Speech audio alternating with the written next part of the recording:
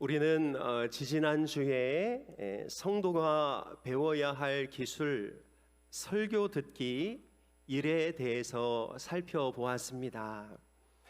그때 우리는 4개의 뼈대를 잡았었는데요. 첫째는 설교자의 설교가 진짜 하나님의 말씀인가? 두 번째는 설교를 잘 들을 때 우리는 어떤 복을 받는가? 셋째, 설교를 듣는데 우리를 방해하는 요소는 무엇인가? 넷째, 우리는 설교를 어떤 자세와 마음으로 들어야 하는가? 이 4가지 뼈대였습니다. 지난번에는 이 4가지 중에 첫째와 둘째 뼈대를 살펴보았는데요. 오늘은 셋째와 넷째, 우리가 설교를 들을 때 방해가 되는 것은 무엇인지, 그리고 우리는 어떤 자세로 설교를 들어야 하는지를 오늘 살펴보기를 원합니다. 혹시 지난번 말씀을 듣지 못한 분이 계시다면 우리 유튜브를 통해 설교 듣기 일을 꼭 들어보시기 바라고, 아직 구독 중이지 않으신 분들은 구독과 좋아요를 꼭 눌러주시기 바랍니다. 그러면 우리가 설교를 들을 때 방해가 되는 요소는 무엇인가? 첫째로 신체적인 요인이 있습니다. 여러분, 설교는 우리의 고막을 통해서 우리의 마음으로 들어가지요.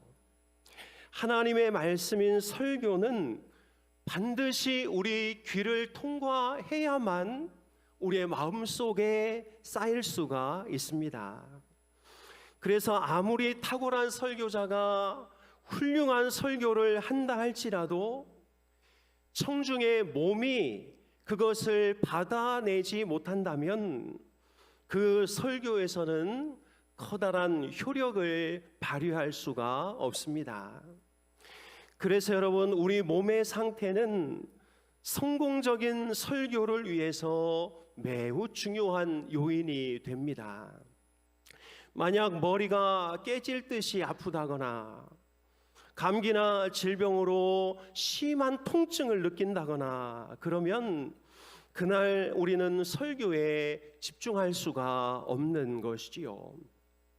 그래서 우리는 하나님의 말씀을 잘 듣기 위해서 설교를 방해하는 신체적인 요인을 잘 찾아 우리가 관리할 수 있는 부분들을 잘 관리하는 것이 매우 중요하다고 할 수 있습니다. 그래서 제이 아담스 목사님은 설교는 이렇게 들어야 합니다 라는 책에서 우리가 설교를 잘 듣기 위해서 몇 가지 소박한 제안을 하고 있는데요. 먼저는 토요일에 잠을 충분하게 자고 오라는 것입니다.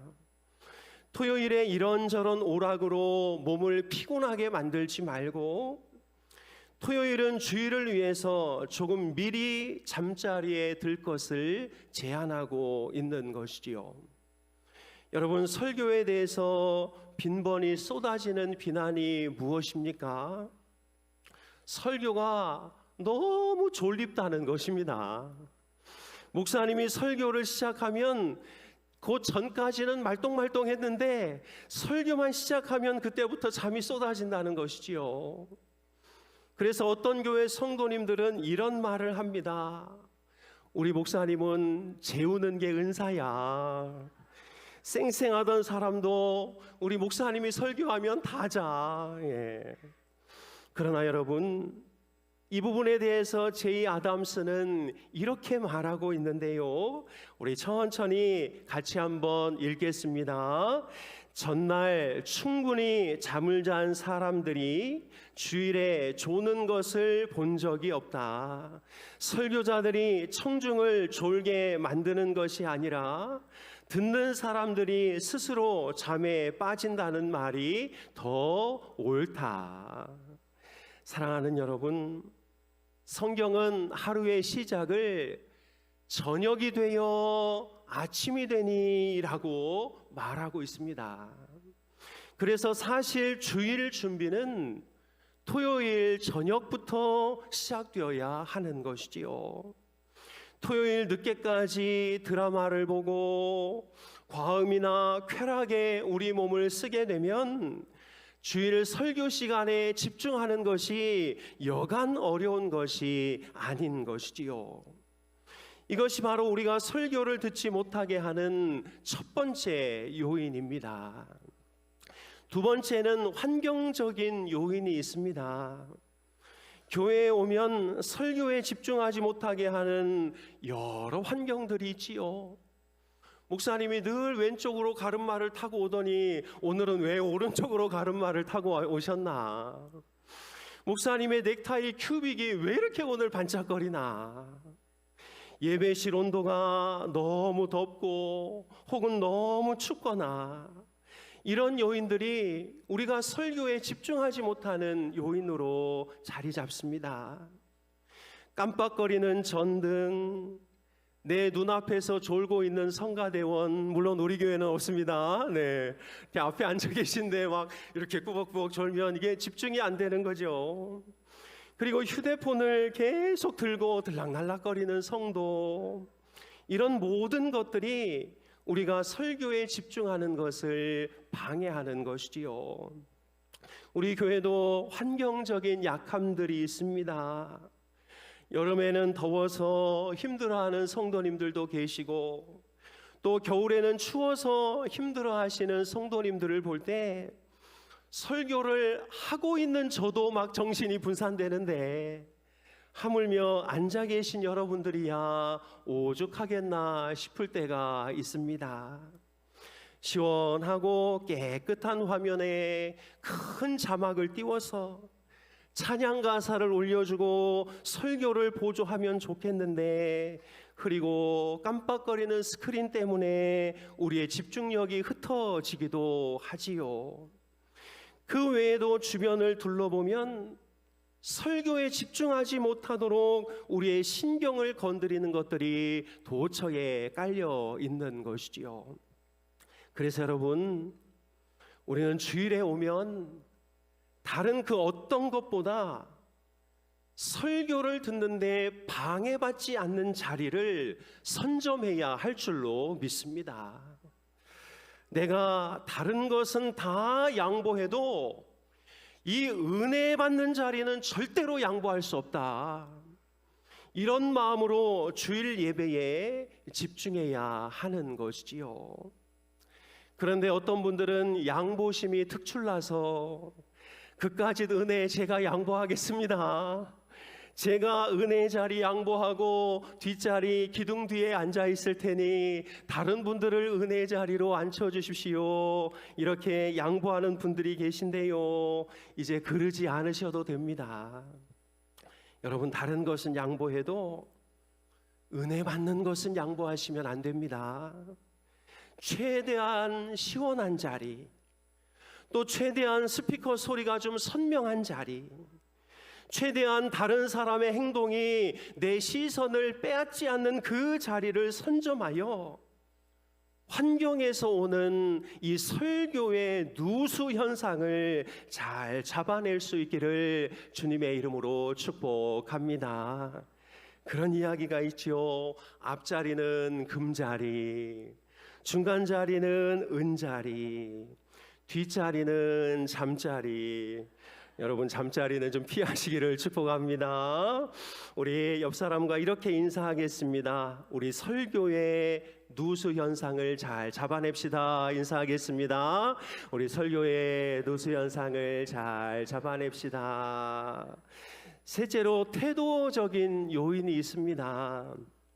예배를 미리 준비해서 10분, 15분 전에 와서 마음을 차분히 가라앉히고 예배의 시작부터 함께 동참하다가 설교를 들으면 설교가 잘 들리지요.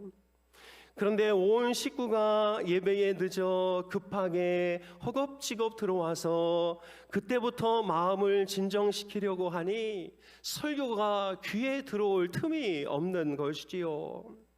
그나마 가족들이 화목하면 다행입니다. 우리 교회도 같이 늦게 와서 서로를 응원해주는 가족들이 계세요. 그런데 너 때문에 늦었다, 늘 네가 꿈을 대서 문제다, 이렇게 부부끼리 다투고 아이들을 혼내면서 주일에 오시면 그날 예배는 그냥 다 물 건너가 버리고 마는 것이지요. 그래서 여러분, 10분 전에 교회 오는 것, 휴대폰을 꺼두는 것, 하나님을 만나기 위해 방해가 되는 것들을 다 제거하려는 이 자발적이고 단순한 태도가 그날의 성공적인 예배를 보장해 주는 것입니다. 사랑하는 여러분, 혹시 나의 이런 태도가 설교 듣는 것을 방해하는 것은 아닌지를 살펴보고 설교를 방해하는 요인들을 잘 제거할 수 있기를 주님의 이름으로 축복합니다. 정리하자면, 첫째는 신체적인 요인, 잠 잘 주무시고 아침밥 잘 드시고 오시기 바랍니다. 두 번째, 환경적인 요인, 은혜 받을 수 있는 자리, 좋은 자리를 선점하시기를 바랍니다. 셋째로, 태도적인 요인, 미리 도착하여 마음을 준비하고 설교에 방해가 되는 것들을 자발적으로 제거할 수 있기를 축복합니다. 그러면 네 번째 대지, 우리는 설교를 어떤 자세로 들어야 할까요? 지금까지도 중요했지만 여기부터가 진짜 중요합니다. 여러분, 별 몇 개입니까? 별 3개. 진짜 집중하셔서 들어야 됩니다. 우리는 설교를 어떤 자세로 들어야 하나? 첫째로, 모든 설교를 믿음으로 받으셔야 합니다. 우리 같이 한번 읽겠습니다. 첫째로, 시작. 모든 설교를 믿음으로 받아야 합니다. 여러분, 성경을 보면 설교를 듣다가 이 심적으로 체한 사람들이 나타나고 있는데요. 먼저 말씀이 가슴에 이렇게 턱 걸렸던 사람들이 있습니다. 여러분, 우리는 오병이어 사건을 너무나 잘 알고 있지요. 그런데 그 뒷이야기를 아는 사람이 그리 많지 않습니다. 성경을 보면 오병이어 사건 후에 예수님께서 또 제자들에게 말씀을 전하시는데요. 무슨 말씀을 전하셨을까요? 우리 요한복음 6장 51절 말씀 천천히 읽겠습니다. 나는 하늘에서 내려온 살아있는 떡이니 사람이 이 떡을 먹으면 영생하리라. 내가 줄 떡은 곧 세상의 생명을 위한 내 살이니라 하시니라. 떡을 충분히 먹게 하신 후에 예수님께서 진짜 떡은 나다, 나를 먹어야 너희에게 영생이 있다, 이렇게 설교하신 것이지요. 그런데 그때 제자들의 반응이 의외입니다. 우리 6장 61절 말씀 같이 읽겠습니다. 예수께서 스스로 제자들이 이 말씀에 대하여 수군거리는 줄을 아시고 이르시되 이 말이 너희에게 걸림이 되느냐? 예수님의 그 말씀이 제자들의 마음에 턱 걸려버리고 만 것이지요. 여러분, 우리 중에도 이런 사람들이 있습니다. 말씀을 들으면 그게 싹 흡수되지 않고 머리에 탁 걸리고 혹은 가슴에 턱 걸려서 이 말씀이 여간 불편한 것이 아닌 경우들이 생기게 되는 것이지요. 두 번째는 이 말씀이 짐으로 느껴지는 사람들이 있었습니다. 예레미야 시대의 유다 백성들은 하나님의 말씀을 이렇게 여겼습니다. 우리 23장 33절 말씀인데요, 같이 읽겠습니다. 이 백성이나 선지자나 제사장이 내게 물어 이르기를 여호와의 엄중한 말씀이 무엇인가 묻거든 너는 그들에게 대답하기를 엄중한 말씀이 무엇이냐 묻느냐. 여호와의 말씀에 내가 너희를 버리리라 하셨고, 여러분, 여기 엄중한 말씀이라는 이 엄중한의 원어는 마사, 짐, 이런 뜻입니다. 그래서 이 부분을 공동 번역이 조금 더 정확하게 번역하고 있는데요, 우리 같이 한번 읽겠습니다. 이 백성이 또는 예언자나 사제나 너에게 짐스러운 야훼의 말씀이 있었느냐 묻거든 이렇게 대답하여라. 나 야훼가 말한다. 너희가 곧 내 짐이다. 나는 너희를 벗어 던져버리겠다. 유다 백성들은 하나님의 말씀이 선포될 때 그것을 짐으로 여겼고, 그것이 기쁨이 아니고 부담감을 가지고 있었다는 것이지요. 또 하나님의 말씀을 평가했던 사람들도 있습니다. 에스겔 33장 32절 말씀인데요, 같이 읽겠습니다. 그들은 내가 고운 음성으로 사랑의 노래를 하며 음악을 잘하는 자 같이 여겼나니 내 말을 듣고도 행하지 아니하거니와. 바벨론의 포로로 잡혀갔던 유다 백성들은 에스겔의 설교를 들었는데요, 그들이 에스겔의 설교를 매우 좋아했던 것 같습니다. 왜냐하면 에스겔의 목소리가 상당히 미성이었던 것 같습니다.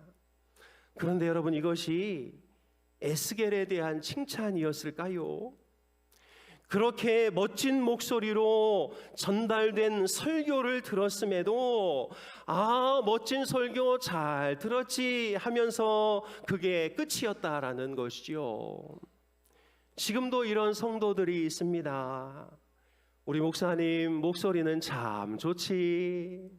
그런데 실천하기가 너무 힘들어. 우리 목사님은 도통 무슨 소리를 하는지 모르겠어. 저 정도 설교라면 나도 할 수 있을 것 같아.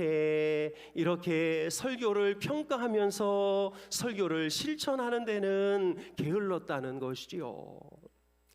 여러분, 그렇다면 설교를 들으면서 왜 어떤 사람은 그 말씀에 걸리고, 왜 어떤 사람은 그 말씀이 부담으로 다가오고, 왜 어떤 사람은 그 설교를 평가하는 데만 열을 올리고 있는 것일까요? 왜냐하면 믿음이 없기 때문입니다. 히브리서 기자는 이 모든 병적 증상을 한 줄로 결론 짓고 있는데요, 우리 히브리서 4장 2절 말씀 같이 읽겠습니다. 그들과 같이 우리도 복음 전함을 받은 자이나 들은 바 그 말씀이 그들에게 유익하지 못한 것은 듣는 자가 믿음과 결부시키지 아니함 때문이라. 자신이 들은 말씀을 믿음과 결부시키지 않으니까 그 말씀이 그들에게 아무런 유익이 될 수 없었던 것이지요. 사랑하는 여러분, 믿음이야말로 설교를 담아내는 그릇인 줄로 믿습니다. 믿음의 큰 그릇을 준비해야 하나님의 큰 은혜의 말씀을 다 담아가지고 돌아갈 수 있는 것이지요. 믿음이 없으면 듣는 설교마다 다 귀에 거슬리는 것입니다. 믿음이 없으니 하나님의 작은 요청도 다 부담으로 찾아오는 것이지요. 믿음이 있는 것 같으나 실제로 믿음이 없으니 하나님의 엄중한 말씀을 자신의 작은 머리로 다 평가하고 비판하고 재단하고 있는 것 아니겠습니까? 사랑하는 여러분, 오늘부터 큰 믿음의 그릇을 잘 준비하시기를 주님의 이름으로 축복합니다. 하나님의 모든 말씀을 믿음으로 받으시기를 축복합니다.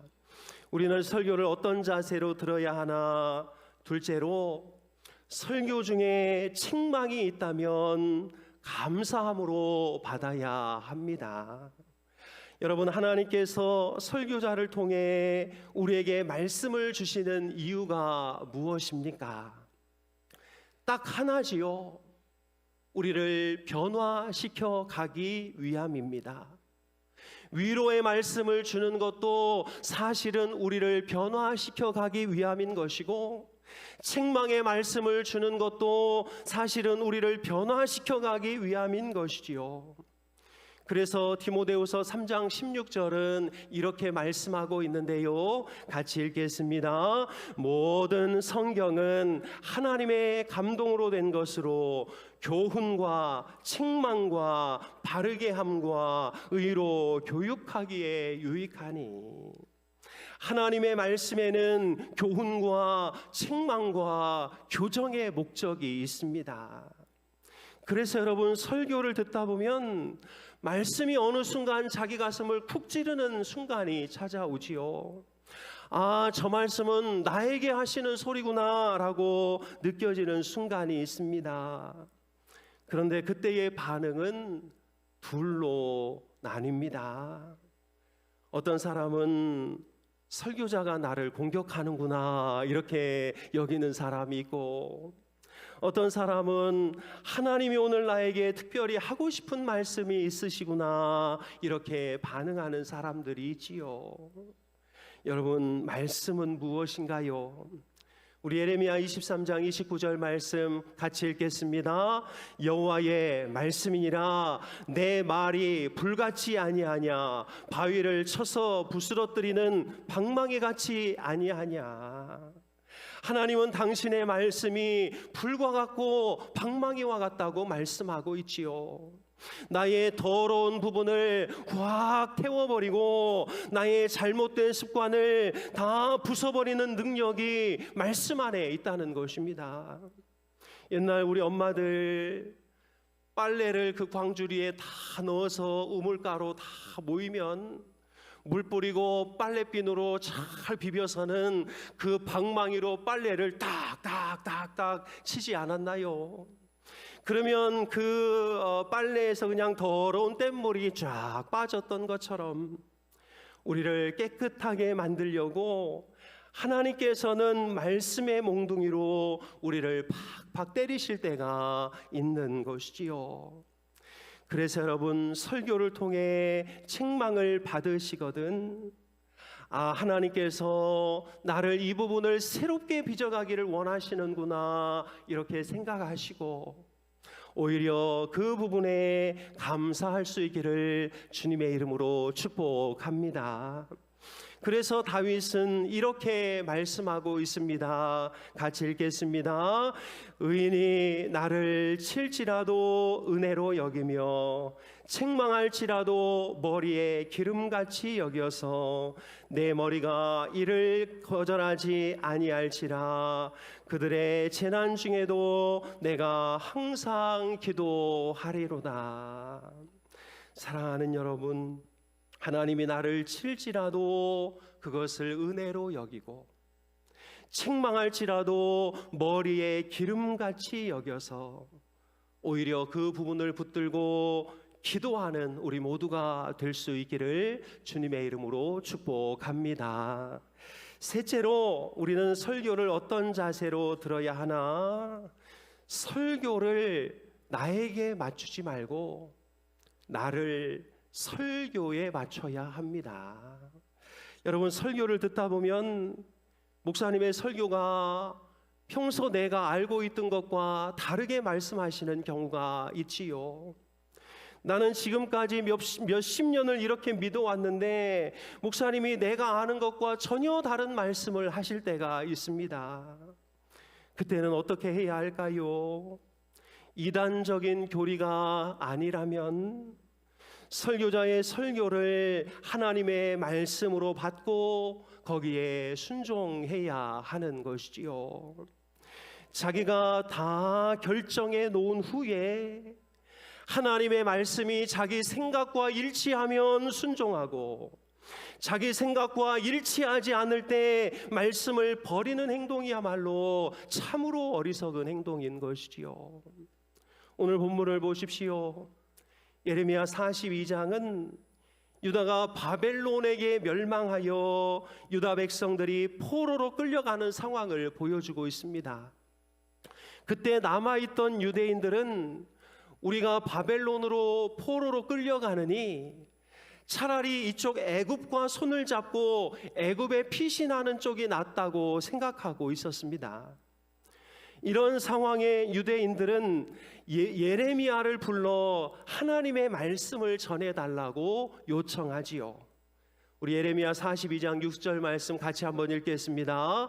우리가 당신을 우리 하나님 여호와께 보냄은 그의 목소리가 우리에게 좋든지 좋지 않든지를 막론하고 순종하려 함이라. 우리가 우리 하나님 여호와의 목소리를 순종하면 우리에게 복이 있으리라 하니라.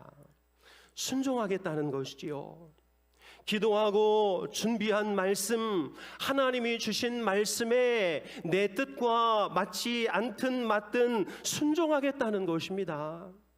그러자 예레미야는 기도하면서 하나님께 받은 말씀을 그들에게 전하고 있습니다. 우리 15절 16절 말씀인데요, 같이 읽겠습니다. 너희 유다의 남은 자여, 이제 여호와의 말씀을 들으라. 만군의 여호와 이스라엘의 하나님께서 이와 같이 말씀하시되 너희가 만일 애굽에 들어가서 거기서 살기로 고집하면 너희가 두려워하는 칼이 애굽 땅으로 따라가서 너희에게 미칠 것이요 너희가 두려워하는 기근이 애굽으로 급히 따라가서 너희에게 임하리니 너희가 거기서 죽을 것이라. 문제는 이 예레미야의 이 설교와 청중들의 기대가 달랐다는 것입니다. 이들은 바벨론으로 가지 않고 애굽으로 가고 싶었습니다. 그런데 하나님은 예레미야를 통해 애굽으로 가지 말고 바벨론으로 가라고 지금 명령하고 있는 것이지요. 그때 이들의 반응이 어떻습니까? 우리 43장 2절 말씀 같이 읽습니다. 호세아의 아들 아사랴와 가레의 아들 요하난과 모든 오만한 자가 예레미야에게 말하기를 네가 거짓을 말하는도다. 우리 하나님 여호와께서 너희는 애굽에서 살려고 그리로 가지 말라고 너를 보내어 말하게 하지 아니하셨느니라. 야, 거짓말하지 마라. 하나님은 우리를 바벨론으로 가게 한다고 했는데 네가 왜 엉뚱한 소리 거짓 선지자 노릇을 하고 있느냐라고 예레미야를 반박하고 있는 것이지요. 여러분, 설교를 왜 듣나요? 하나님이 주시는 설교에 나를 비추고 내가 하나님의 반대 방향으로 가면 하나님 원하시는 쪽으로 바꾸려고 설교를 듣는 것 아닙니까? 내 신앙에서 혹시 뒤틀린 부분은 없는지를 점검하려고 설교를 듣는 것은 아닌가요? 혹시나 내가 알고 있는 것이 잘못된 것은 없는지를 확인하려고 설교를 듣는 것이 아닙니까? 그럼 내가 평소 알고 있던 것과 다른 말씀이 나오면 기분 나빠하지 말고 오히려 하나님께 감사하면서 내 모습을 하나씩 하나씩 바꾸어 가는 것이 진짜 하나님의 자녀가 갖는 특권이 아니겠습니까? 사랑하는 여러분, 하나님의 생각은 우리 생각과 다를 때가 많습니다. 이사야를 통해서도 내 길은 너희 길과 다르고 내 생각은 내 생각과 다르다. 내 생각과 내 길이 너의 생각과 너의 길보다 훨씬 더 높다고 말씀하고 있는 것이지요. 오늘부터라도 설교를 나에게 맞추려고 하지 말고 나를 설교에 맞추어가는 성숙한 성도가 될 수 있기를 주님의 이름으로 축복합니다. 시간이 벌써 이렇게 많이 흘렀네요. 우리 유치부 친구들 특성한다고 지금 뒤에서 기다리고 있는데 정리 바로 하겠습니다. 모든 설교를 믿음으로 받읍시다. 누가 와서 말씀을 전하든지 믿음으로 받아야 그게 걸리지 않고 짐이 되지 않고 부담이 되지 않고 판단하지 않는 것이지요. 책망 중이 있다면 감사함으로 받아야 합니다. 설교를 나에게 맞추려고 하지 말고, 설교를 내 주장을 입증하는 어떤 도구로 쓰려고 하지 말고, 설교에 나를 맞춰가는 우리 모두가 될 수 있기를 주님의 이름으로 축복합니다. 우리 지난번에 읽었던 존 오웬의 말씀 한 절 읽고 기도하겠습니다. 네, 맨 마지막 줄입니다. 시작. 그러므로 설교를 듣는 지금 이 순간, 성도가 이 세상을 사는 동안 이보다 더 중요한 순간은 없다. 아멘. 기도하겠습니다. 하나님 아버지, 우리에게 귀한 말씀을 주셔서 감사합니다. 하나님의 말씀을 우리 가운데 주시는 것은 우리를 더 새롭게 하고 우리를 변화시켜 하나님의 장성한 분량으로 만들어 가기를 원하고 계신 줄로 믿습니다.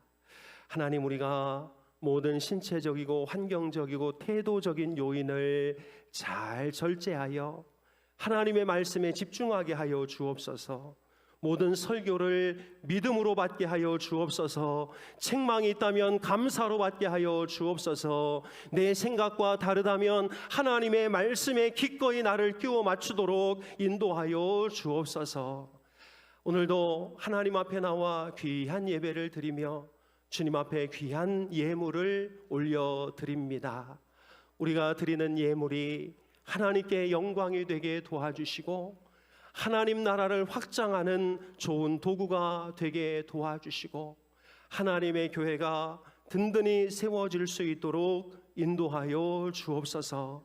특별히 우리 교회 주변에 많은 힘들고 어려운 이들이 있을 텐데 우리 교회가 그들의 아픔과 외로움을 무관심하지 않도록 인도하시고 그들에게 우리의 사랑과 은혜를 전하는, 그래서 우리를 위해 쓰는 재정보다 바깥을 위해서 쓰는 재정이 더 많은 우리 울산 흰돌교회가 될 수 있도록 인도하여 주시옵소서. 하나님, 드리고 싶으나 드리지 못하는 손길들 위에 은혜를 더하여 주시고 더 드리고도 남음이 있도록 함께하여 주옵소서. 우리 흰돌의 모든 가족들, 우리 어린아이로부터 우리 어르신들에 이르기까지 더운 여름에 지치거나 아프거나 힘들지 않도록 도와주시고 특별히 환우들에게 치유와 회복의 은혜를 더하여 주시고 하나님께서 모든 것들을 강하게 능하게 붙잡아 주옵소서. 하나님, 특별히 군문에 나가 있는 자녀, 외국에 나가 있는 우리 자녀들을 붙잡아 주시고 하나님께서 털끝 하나 상하지 않도록 보호하여 주옵소서. 감사드리며 예수님의 이름으로 기도하옵나이다. 아멘.